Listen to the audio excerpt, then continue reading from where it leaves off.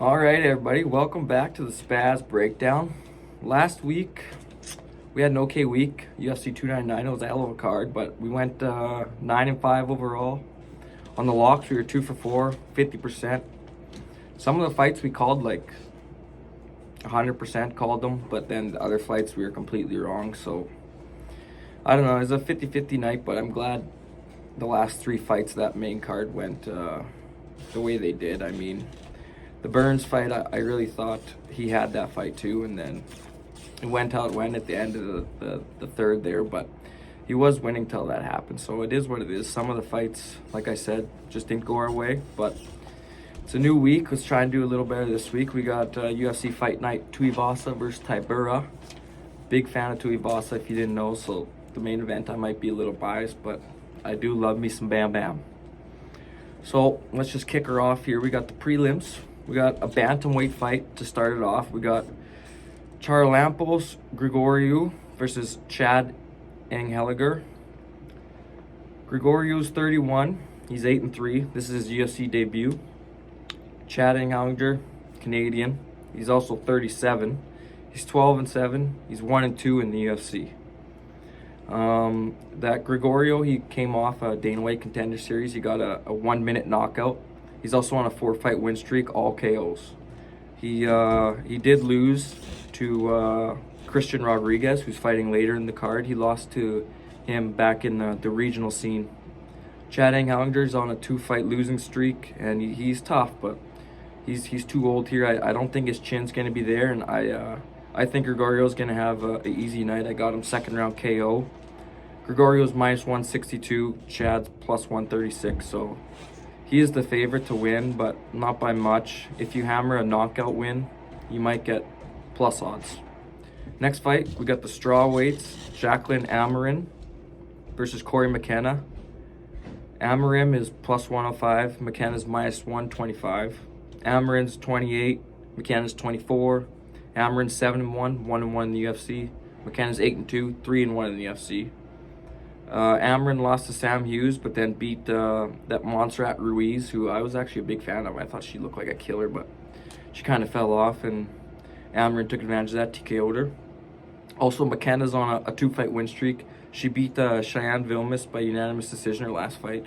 She does love to wrestle, but I think they both usually go to decision like most girl fights do, but yeah, I think this one's going to go to decision as well, but I actually have the underdog here. I got Amarin. She's a little older.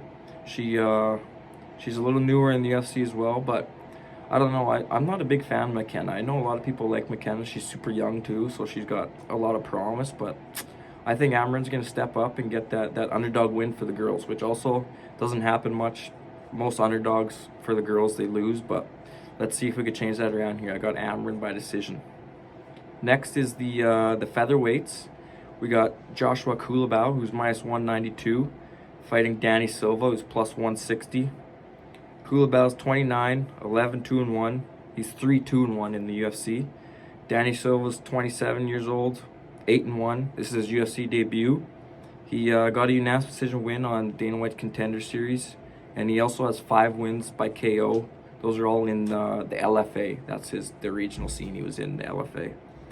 Kulabau, yeah, he's submitted that Melsik Begdasarian, which was a big win. Begdasarian's a hell of a fighter. He submitted him, but then after that he lost to a unanimous decision against Lerone Murphy, who I'm not a big fan of Lerone Murphy, by the way. He shouldn't have that record. He should have that loss on there. We all know that one that he should have lost, and he got the win. I don't know how.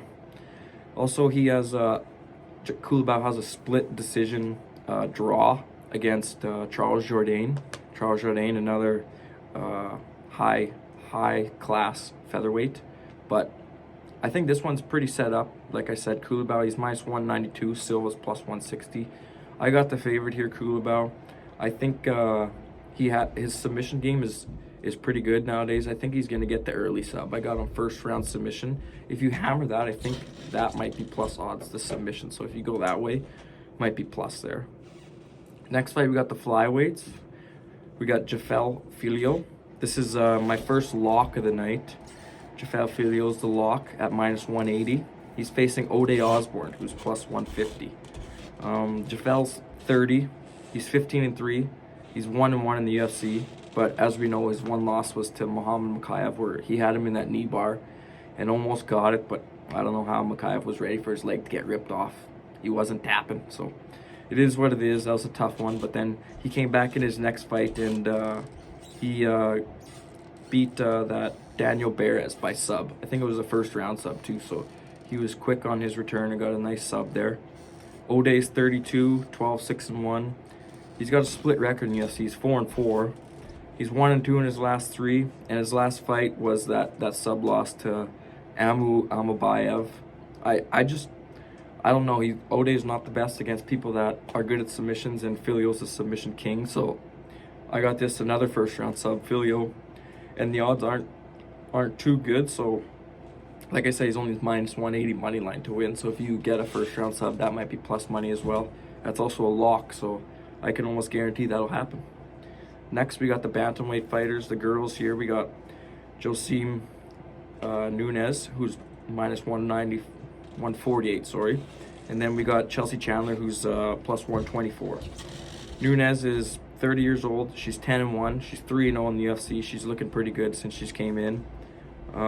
Chelsea Chandler's 30, 5-2, 1-1 in the UFC. She got KO'd by Julio Stolarenko. But then, no, sorry, she KO'd Julio Stolarenko. She won that fight, KO'd her. But then she lost to Norma Dumont, who she was very outmatched against. I mean, Dumont's a hell of a fighter there, so you kind of expected that going in. I know she was pretty much an underdog in that fight and didn't show anything, so she lost that. But then on the other side, Nunes' last fight was against Zahara Farine. She won that fight, unanimous decision.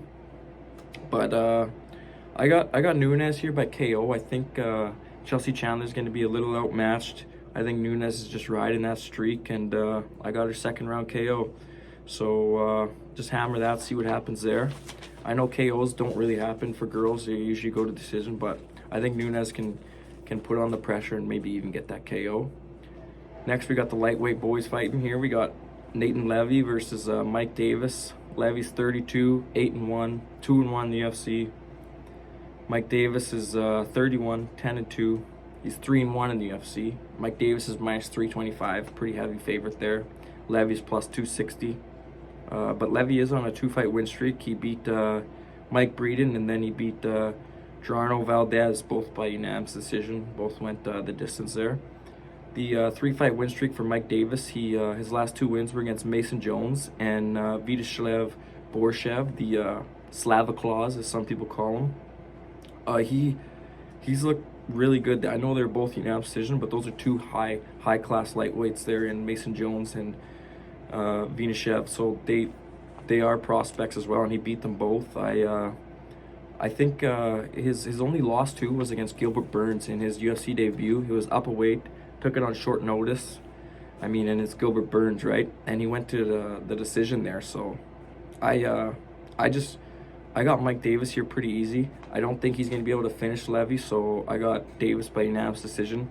There's not much money in that. As I said, Davis is pretty heavy favorite, but it is what it is. I think this on paper just plays out how it plays out, how it says it's going to play out, and Davis gets the easy unanimous decision win, probably 30-27 across the board there.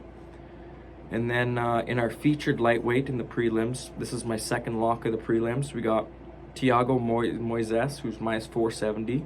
He's fighting Mitch Ramirez, who's plus 360. I mean, as you know, I'm going to explain here Moises' record and who he's fought, but he has fought like all the killers in that lightweight division. He's only 28 too. He's 17-7. Like, he's 6-5 in the UFC, but like I said, he's fought like Ismagulov. He's fought Michael Johnson. He's fought Bobby Green. He's fought Beneil Dariush. He's fought Islam Makhachev. Like, he's fought killers. So, I mean, when you're put up against those guys, some of them, they were putting over those other guys to get some big fights in the future after they beat Moises, which it is what it is. But Moises is not going to say no to a fight. So he took those fights and he looked okay. But yeah, he's 2-1 in his last 3. His last fight, he also, like I said, fought Benoit Saint Denis as well. That was his loss, but then he won his previous 2 before that, both by submission. Mitch Ramirez, he's 31, 8-1. This is his UFC debut. His last 2 fights, he KO'd someone on the Dana White Contender Series, and then they didn't sign him, but then he won his last fight in LFA by TKO, and then they did sign him.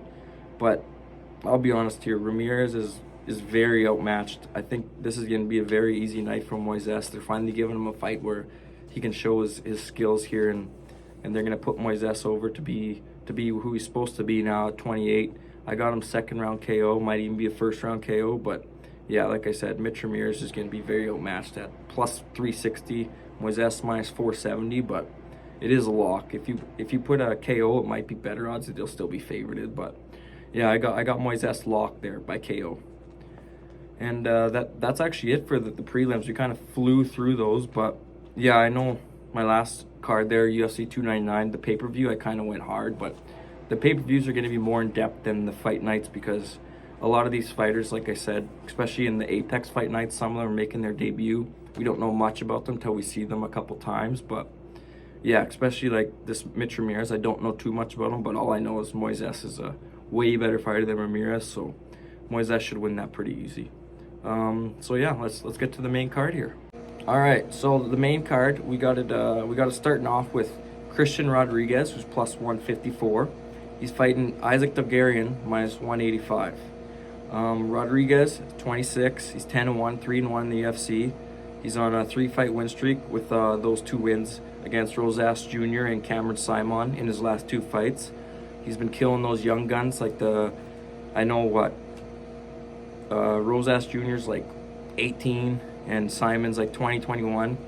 They were hyped, but then Rodriguez wanted those fights to just show that he's better than those young kids, and he did show up both fights. So I mean, you got to give him that. He stepped up and fought those young guys and beat them both. Dogarian is 27. He's 6-0, 1-0 in the UFC. He beat Francis Marshall, the Fire Marshall, in his UFC debut by first round KO. That was a nice fight there. He's good on the ground and the feet. He fought in FAC, that's where his regional scene was, and he went 5-0 in there.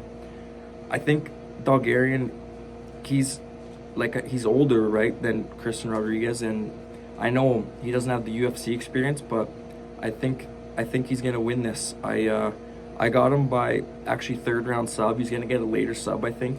I think Rodriguez might get a little gassed at the end there, but like I said, Rodriguez has looked good in his last fights, but I think this Dogarian's going to be a step up in competition, and I think Dogarian's going to get it done by 3rd round sub. Next, we got the middleweights here, Gerald Meerschaert, minus 245, against Brian Barberena, plus 200. This is my dog of the night. I got Brian Barberena in this one. So Gerald Meerschaert, like I said, he's minus 245, but he's also 36. He's 35-17, 10-9 in the UFC. He's almost 500 in the UFC. He's also 1-3 in his last 4. His last win was in 2022. He subbed Bruno Silva, but he also lost to Petroski and Joe Pyfer in his last 2 fights before that. I also don't think Meerschaert has much of a chin anymore, but he is still pretty dangerous on the ground. Brian Barberena is a little younger at 34. 18-11. He's also 50-50 in the UFC at 9-9, but he's on a 3-fight losing streak as well. But 2 of those losses were to RDA and Gunnar Nelson, who those are pretty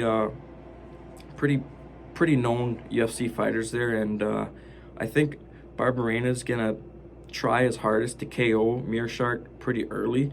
Like, I know Barberena's last win there was in 2022 against Robbie Lawler. That was a big win for him too. But then, obviously, when you beat Robbie Lawler, you're going to get some tougher competition, and I just don't think he was ready for that, and it kind of showed. But I think he's vulnerable also to submissions lately, which favors Meerschaert, but I just don't think Meerschaert's going to even be able to get him down. I think that chin's going to get tested, and I think Barberena's going to knock him out in the 1st round. I got plus 200 dog there. 1st round KO might even be better odds, so that's the dog of the night. Hammer that, and maybe you can make some money on Brian Bam Bam there. Couple Bam Bams on this card. So yeah, let's go Barberena, maybe get that KO. Next, we got the bantamweight women. This is actually a rematch. These two fought on the regional scene. We got Penny Kinzad, who's number 6, versus Macy Chiasson, who's number 10. Chiasson's minus 238. Kinzad's plus 195. Kinzad is 32. She's 16-7. She's 5-4 in the UFC. Macy Chiasson's also 32. She's 8-3, 6-3 in the UFC. So Kinzad is 1-2 in her last 3, with losses to, I mean, pretty high up there bantamweight. She lost to Caitlin Vienna, and she lost to the current champ Raquel Pennington. She in her fight against Chiasson in the regional scene, she did lose to Chiasson by sub. But I think this fight is going to be a lot different than what they look like in the regional scene there in 2018. That was a while ago, so I think it's going to be a lot different. These two both always go to a decision. I mean, always. Also, Chiasson is 1-2 in her last 3. She also fought pretty high up bantamweights with Irene Aldana, and she also fought the champ Raquel Pennington. Lost to both those two, but both of these girls aren't on those levels, so they were kind of expected. She beat Norma Dumont in between those losses to Aldana and Pennington, but it is what it is. I think that this fight, like I said, they fought in 2018 in the regional scene. It wasn't really regional scene because it was an Ultimate Fighter finale, but it's both their debuts in the UFC coming out of the regional scene, so what do you expect? Not much, but Macy Chiasson got it done there, won the Ultimate Fighter that year. They both, like I said, go to decision. This fight will probably go to decision, but I think Kinzad is a little better now than she was back then, and Chiasson hasn't fought too much. Like, she takes a lot of time in between her fights, and Kinzad's been getting those fights in and in, and the more experience you get in the ring, the better you are. Or sorry, the octagon, I should say, the better you are. So yeah, I just got Kinzad by unanimous decision. She's also an underdog, plus 145. So there's another little dog for you. I know I got 2 dogs here in the girl fights, which they're hard to do, but I think we're gonna get a couple female dog wins here. So yeah, I got Kinzad by unanimous decision there. Next, we got the light heavyweights. We got OSP, Oven St. Preux. He's plus 440. I mean, it is what it is. You say about him, he's 40, right? But he's been fighting in the UFC since 2013. It's been over 10 years. He's 26-17, 14-12 in the UFC. He's taken on Kennedy Nzechukwu, who this is my first lock of the main card here. I got Nzechukwu easy. He's 31, 12-4, 6-4 in the UFC, but he's 3-1 in his last 4. He did lose his last fight to Dustin Jacoby, first round KO, but before that he was on a 3-fight win streak. He beat Carl Robertson, Ion Cutelaba, and Devin Clark in that order. He has 8 KOs, and he only has 1 sub. I think he's gonna look very good on the feet. He's gonna be a lot quicker than 40-year-old OSP. He's gonna want it to stay on the feet too. I don't think OSP will be shooting too much, but OSP is gonna be putting on a lot of clinching and stuff because you want to keep him close. If Nzechukwu's at range, he's just gonna tag OSP, and OSP is gonna go down. Like I said, I mean, OSP is what, 40, and this could very well be his retirement fight too. So retirement fights usually don't go well for people that already know they're retiring, unless, I mean, you're Robbie Lawler and you pay off Nico Price to take a dive there, which we all know that happened. That was something fishy there. I could smell it through the screen in the bar. Unbelievable. I'm not even gonna mention that. But yeah, OSP's old, and I don't think he has a chin anymore. I just think Nzechukwu's gonna put it on him quick, keep it in range, put him down. I got him second round KO because I think OSP's gonna try and keep him close early, but once Nzechukwu figures out how to keep him at range, it's gonna be over. So yeah, second round KO there. That's also a lock, so you get bet on that to happen. Next, in our co-main, the welterweights, we got Brian Battle, former Ultimate Fighter winner. He's minus 185, taking on Ange Lusa, who's plus 154. Brian Battle's 29. He's 10-2, 5-1 in the UFC. He's looked really good since he came in. He's 2-1 in his last 3. I mean, he lost to Renat Fakardinov, but that guy's a straight killer, so it is what it is. But he went the decision. It was unanimous decision for Fakardinov, but he showed he can hang. He can hang. He before that he won 2 in a row against Gabe Green and AJ Fletcher. That Gabe Green knockout was sick too. Just Green was pressuring him and just clocked him, put him down. Angel Luz was 30, he's 10-3, 2-1 in the UFC. He lost to Lazez, but then he beat Fletcher and Reese McGee in his last 2. I know Reese McGee's been in and out of the UFC, so say what you want, but he did beat those 2. He also lost to Jack Della Maddalena earlier in his career on Dana White's Contender Series, and that's how Jack actually got signed, by beating this guy. He hasn't won by TKO. Lusa hasn't won by TKO since 2016. He also looks ripped, like he can KO anyone, but I don't think he hits as hard as he looks, and he also gets very, very tired after the first round. So, and I think Brian Battle's got that conditioning too, so I think Lusa's going to get tired, and then I think Battle ends up finishing him later in the 3rd round by sub.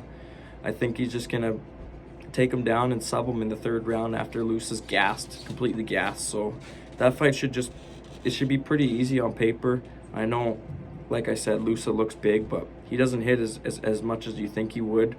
And I think Battle's just going to put it on him and get back in another win there. And we'll see Battle get another tougher competition after this one. But yeah, I see Battle winning here by sub.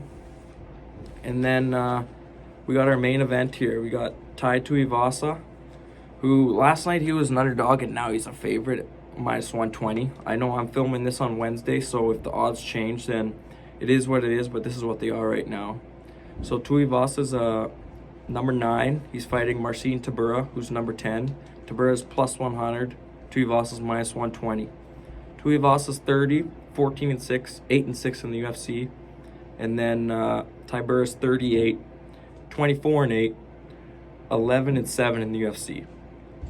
I know Tuivasa, he's on a 3-fight losing streak, but before that he won 5 in a row, all by KOs. And he almost, I'm gonna say this, he almost beat Gon until he didn't, but he did tag Gon, but he just couldn't finish him, and then Gon put it on him. And as you know, Ty's a guy that likes to go out there and swang and bang right off the go, and if he doesn't get what he's looking for, sometimes he does fade and it doesn't look good for Ty. But I think this one's gonna be different because, as we know, Tybura doesn't do that well against the stand-up guys. He lost to Derek Lewis, and he lost to Sakai, who Ty knocked both of them out. But I mean, it's gonna be a banger, swang and bang for Ty there, and I think Ty's gonna get an early KO.